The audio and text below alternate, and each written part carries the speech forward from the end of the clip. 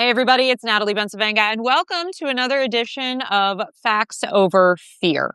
Today, I'm really excited about this one because I don't know if you guys are feeling the way I'm feeling, but the news cycle can kind of bring you down, emotionally, energetically, spiritually. And so every now and then it is really exciting when you connect with someone that is doing something very positive and uplifting in their community and how it has these ripple effects to all of the rest of us. So joining me today is Olivia Zhang. She was 14 years old when she started a cancer nonprofit, and now she's teaching an entire generation how they can do the same. So, like I said, at a moment when so much of the news cycle feels heavy, Olivia is trying to offer everyone something a little different. Proof that young people are no longer waiting for permission to lead. And as someone who loves the mantra of, ask for forgiveness, not permission, I very much resonate with that. Olivia, thank you so much for joining me.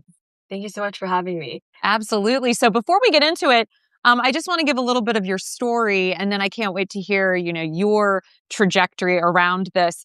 But your organization has, since 2019, donated to more than $600,000 in medical resources to support over 10,000 pediatric cancer patients across 22 countries, partnering with 74 hospitals, launching 143 chapters worldwide. This organization called Cancer Kids First. You have a new book, which I can't wait to hear more about, called Youth, the Young Person's Guide to Starting a Nonprofit.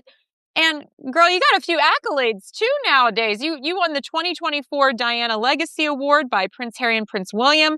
You were named the youngest 2025 L'Oreal Paris Women of Worth honoree, recognized by Helen Mirren, no less. I mean, come on.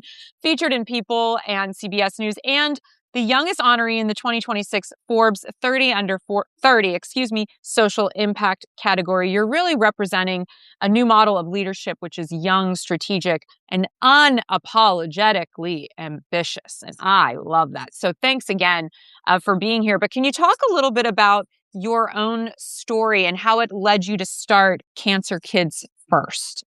Yeah, for sure. So, my parents, they immigrated from China at the age of 30, and naturally coming to a new country with nothing, having to learn a whole new culture, a whole new way of living. They really, I think, committed a lot of their time and energy, obviously, to making sure that they can financially sustain my sister and I. And my sister, she's 4 years younger than me, so we're really, really close. And because of that, I would say that I guess throughout my childhood, my biggest role models and people who kind of took care of me were external to my parents. So my grandfather, I was really close with, and I would visit him every summer in China. And my elementary school teacher, I would actually spend every single day after school with her until 7 p.m., which is obviously something she didn't have to do. And even in middle school, I would still visit her because my bus route would drop me off at my old elementary school. So we got really, really close. And my grandfather, he was diagnosed with cancer in late elementary school. And then my elementary school teacher was diagnosed with breast cancer. So I think seeing my grandfather, especially witnessing the effects cancer had on him and essentially watching him almost wither away, that was really, really heartbreaking. And eventually, when I was in late elementary school, they both passed away within 2 months of each other. So this was the first time that I experienced grief. I really didn't know how to process it, how to navigate it. And also because they were the two most important people in my life at that time, I struggled a lot and I fell into a really, really dark place. And I think for me, what I realized is that in order to get myself out of bed, my purpose came a lot from work, and feeling like I was essentially had a place on this earth still where I could use my resources, my time, etc., to honor them and give back to other families that were going through something that I had experienced. And so that's kind of what led me to wanting to do something for the childhood cancer community. And during my grandfather's chemo treatment, I sold artwork to help raise money. But I wanted to do something kind of more so with tangible impact almost because I feel like I couldn't really see, where the money was going. And so that's kind of what led to this whole idea of starting a nonprofit. And it was very, very grassroots when we began, but I'm really amazed, I think, by power of social media and how amazing it is when I think people rally together around one cause. Wow. Olivia, let's back up a little bit. You said so many powerful and important things. I want to focus a little bit on this idea of grief and how young you were when you were going through not just one, but two very impactful losses. What was it about your grandfather and your elementary school teacher that drew you to them in the first place? I think I mean, I think they were both 2 people who my grandfather, he was actually also a teacher, and they Mm. were very good at, I think, helping people see the best versions of themselves and, like, bringing out that talent almost, if that makes sense. So I remember, like, my elementary school teacher, for instance, I was really, really into art at that time, and she would Mm. always encourage me to use art in my school projects even when maybe an essay format was, like, what was recommended. Like, she was very good at cultivating, my talents, and she always made me feel, I think, very special and loved. And so I would say that those 2 people were, like, the first people who were a very big, I guess, like, support system in building my confidence and my belief in myself. Mm. And I think that is honestly more powerful than most people kind of talk about, having those, like, instrumental individuals in one's childhood because that really develops you into, eventually the person that you become. If you're just joining us, I'm Natalie Bencivenga. I am chatting with Olivia Zhang. She is the founder and CEO of Cancer Kids First. So, after you were navigating that space of dealing with the grief of losing both your grandfather and your beloved elementary school teacher, how did that take a toll on your mental health, and how did you pull yourself out of that headspace? Because I think a lot of young people, when you lose somebody very important to you, I remember I was 13 when I lost my grandfather, and he was also extremely important to me. And I remember realizing in that moment, oh my gosh, it was the first time it kind of clicked. Like, I guess I'm mortal.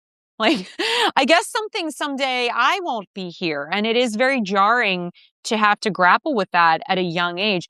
Who was your support system after these two people in your life passed? And were they supporting you to become that catalyst, or how did then the organization develop Cancer Kids First at that moment?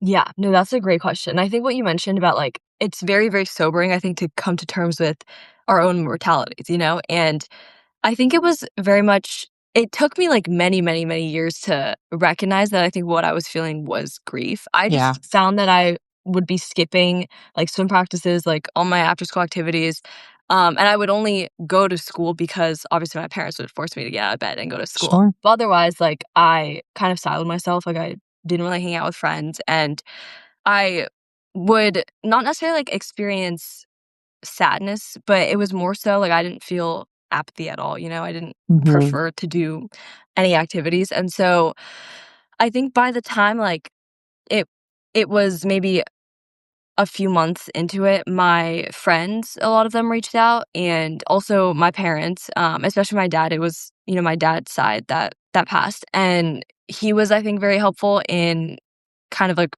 almost forcibly reminding me that Yeah. I still had obligations and responsibilities to people and things, and I also think I thought a lot about, like, God and religion almost during this time Hmm. period, and I thought that, there had to be or for me, it was very helpful to think that they passed for a reason, and the Mm. reason was that to inspire me to, like, utilize, again, like, my platform, my abilities to give back to others that were struggling through this, and so I think that's what kind of turns my mindset around in a sense, and I was very committed to, like, every day I'm just gonna do something, like, a small act of kindness almost to kind of carry the character that they had instilled within me, and then eventually I was really moved to, I guess, start an actual nonprofit, and so I remember that original, like, that night when I first got that idea, I stayed up, pulled an all-nighter, I read 87 articles that night, and I was a big user of WikiHow, actually, because at this time, back in the olden days, chat didn't exist, so I was scouring through a bunch of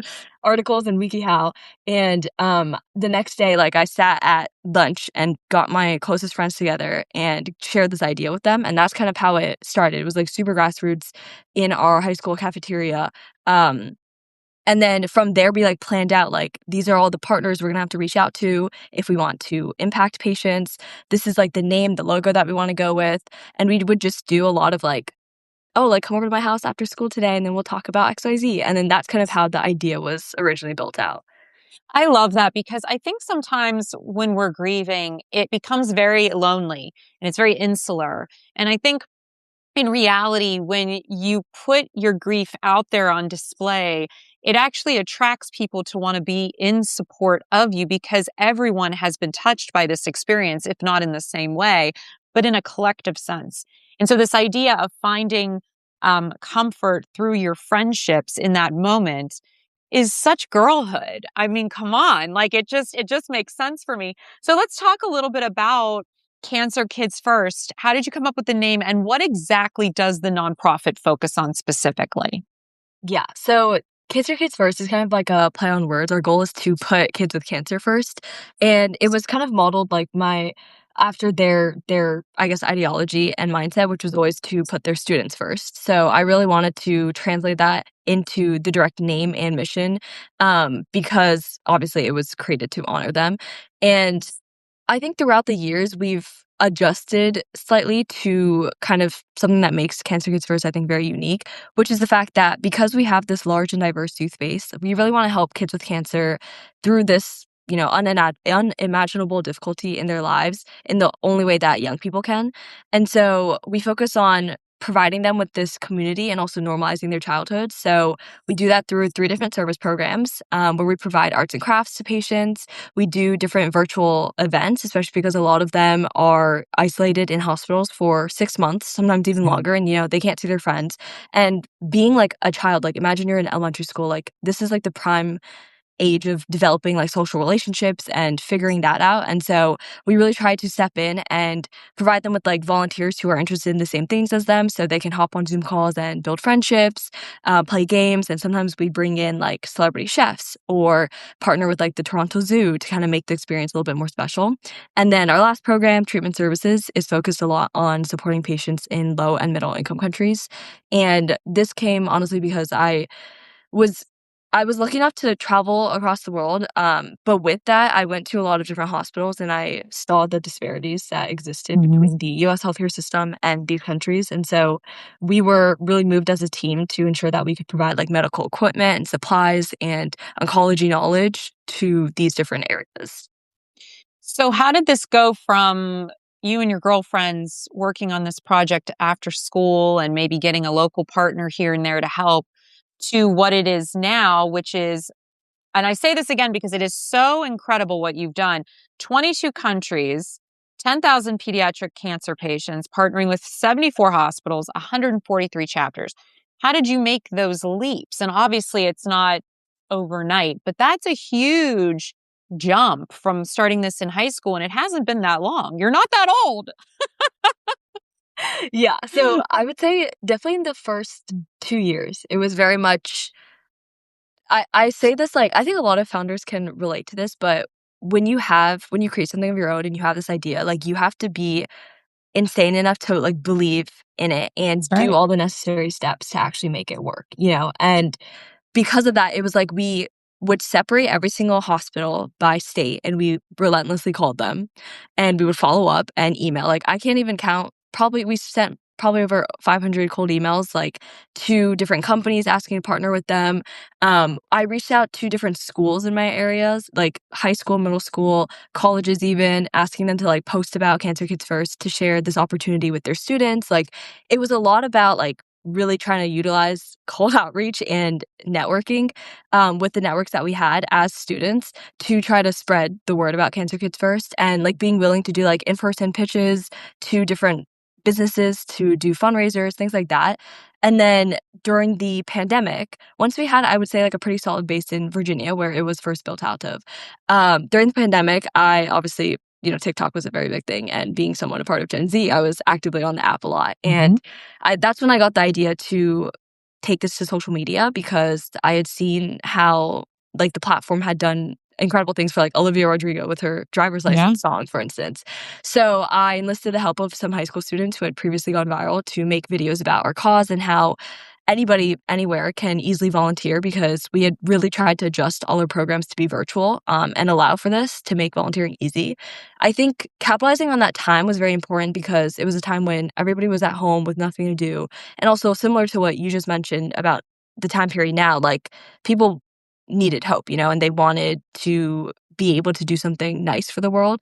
And so kind of by capitalizing on that, we were able to post some videos and they all like massively blew up. And that's kind of how we spread internationally. And all of a sudden it was like, I mean, it quite literally was overnight. Maybe more so spread across like a week, but it was thousands of volunteers, resources pouring in from strangers. And that was, I think, amazing to see because that was the moment where I was like, wow, this could be a global movement rather than this, I guess, like more community based high school Mhm. project. At that point, did your family step in and say, "Hey, you need to like really make this into an LLC or a 501(c)(3)" or how did the infrastructure of that work?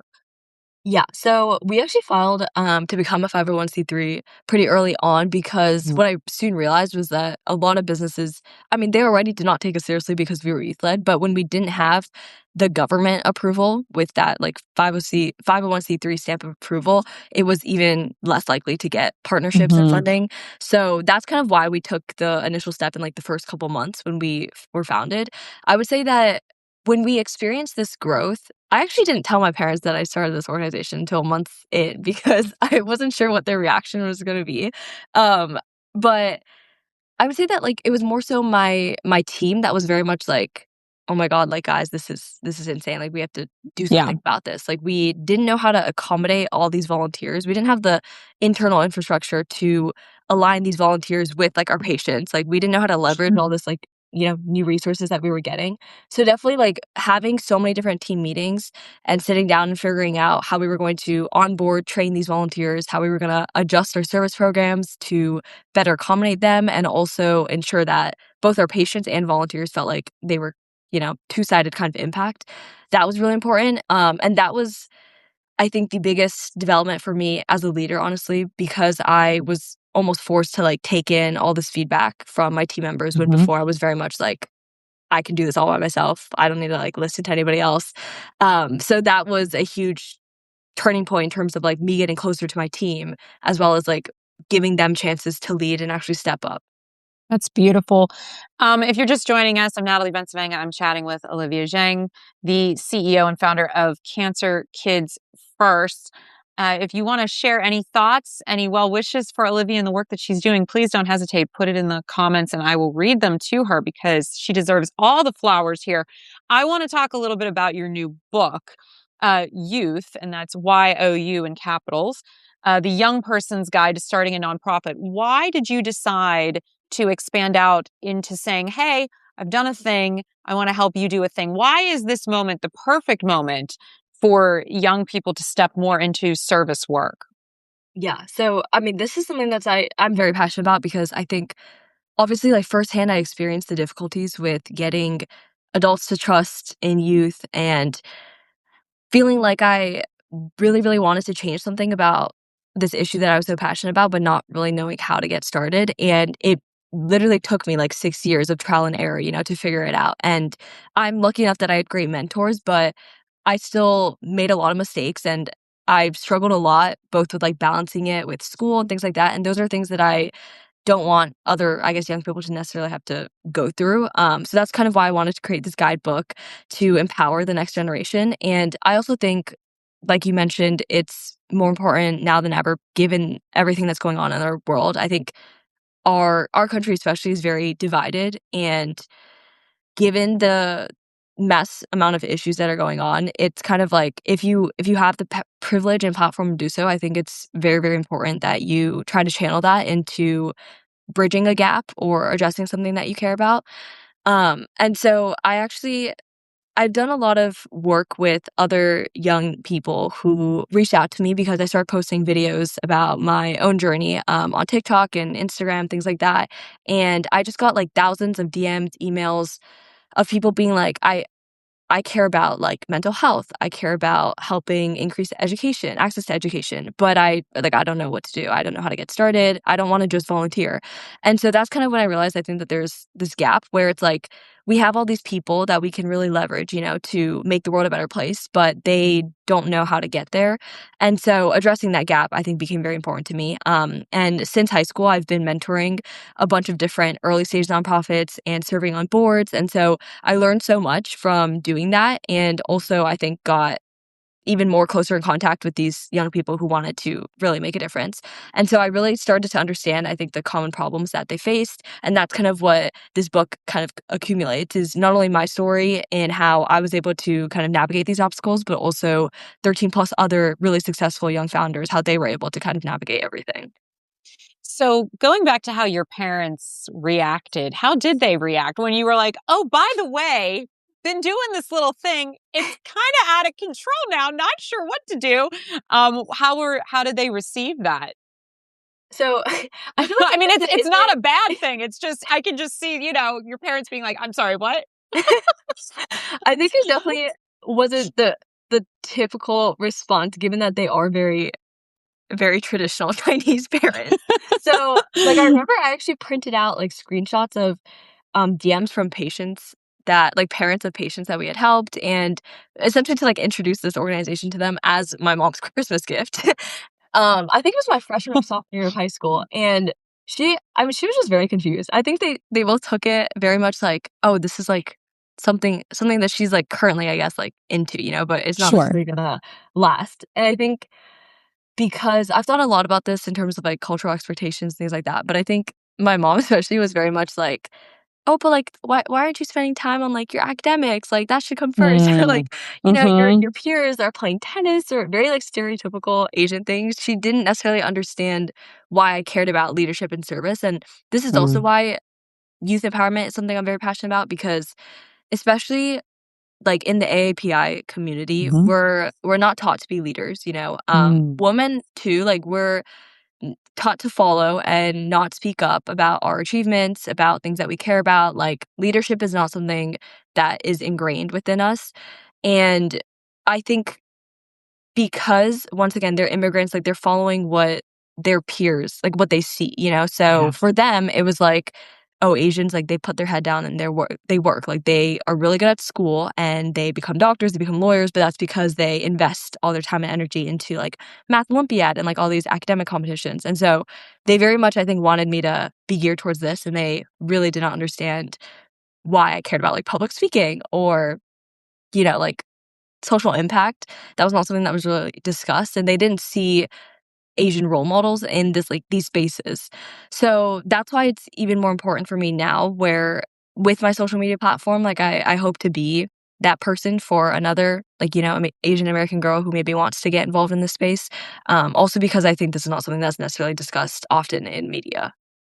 No, I appreciate that perspective so much. And I think representation matters. It matters in all ways and in all spaces. And I think it's so invaluable that you're able to look at someone and say, oh, they're like me. I can do that too. I don't think we should ever underestimate that. And, that leads me to a question around the conversation of what is happening in the United States right now. DEI is on the chopping block, right?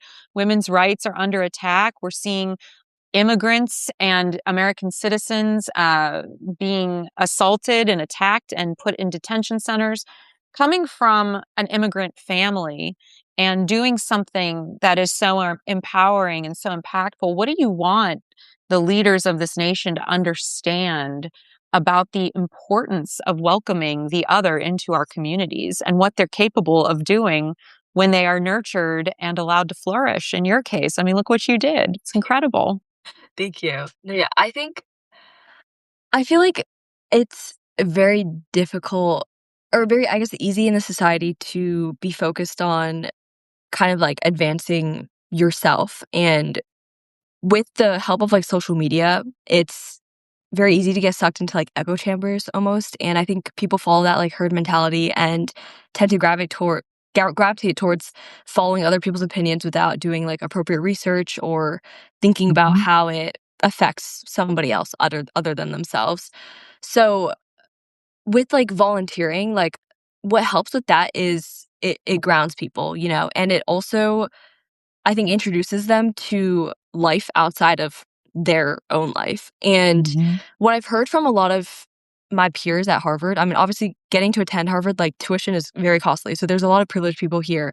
But they say that like when they go on mission trips, like when they volunteer to help the homeless, like they remember that their problems are really small. And more importantly, that there's communities and worlds out there that need a lot more help than, what they're currently facing.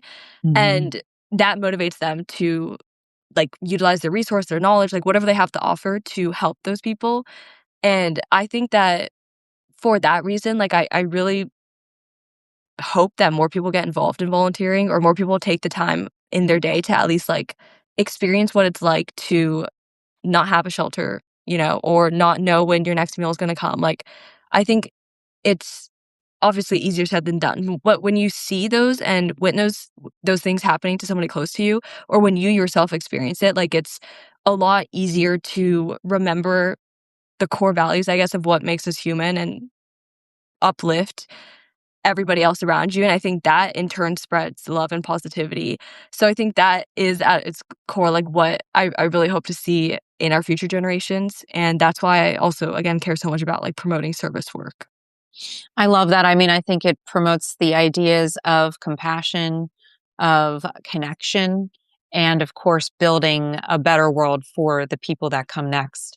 Olivia Zhang, thank you so much for being in conversation with me today. 2 plugs. Okay. If people want to buy your book, where can they go? And if people want to learn more about Cancer Kids First, where can they go? Yeah, so Youth is available on Amazon, all retail sites like Target, Barnes& and Nobles, etc. And then Can you my social repeat the media. name of the book one more time? The full Yes, name of it. yes, it's Youth, the Young Person's Guide to Starting a Nonprofit, and Youth is U is all in caps, YOU. So that's also supposed to be like a play on words to incentivize people to take action themselves. And then my social media for Instagram is at Olivia Zhang Official, and TikTok is at Olivia Zhang, and my website is oliviazhang.net. And then my organization is called Cancer Kids First, and the website is cancerkidsfirst.org. Olivia, I so appreciate chatting with you today. I'd love to stay in touch and hear more about all of the things that you've got cooking. And just as an aside, have you decided what you're going to be studying at Harvard, or are you just kind of, taking classes as they come and sort of keeping your options open? So I am majoring in economics with a secondary in global health because I'm really interested in like the intersection of health and business. So hopefully that will take me somewhere in the future, but we'll see. Well, no matter the ethnicity, any parent would be proud that their daughter is at Harvard studying economics and global health. That's amazing. Kudos to you, my darling. Thank you so much again. And for everyone that tuned in, I appreciate you. And as always, everyone, until next time, please take care of yourselves and each other. Have a great night. Thanks again, Olivia. Thank you. Bye. Bye.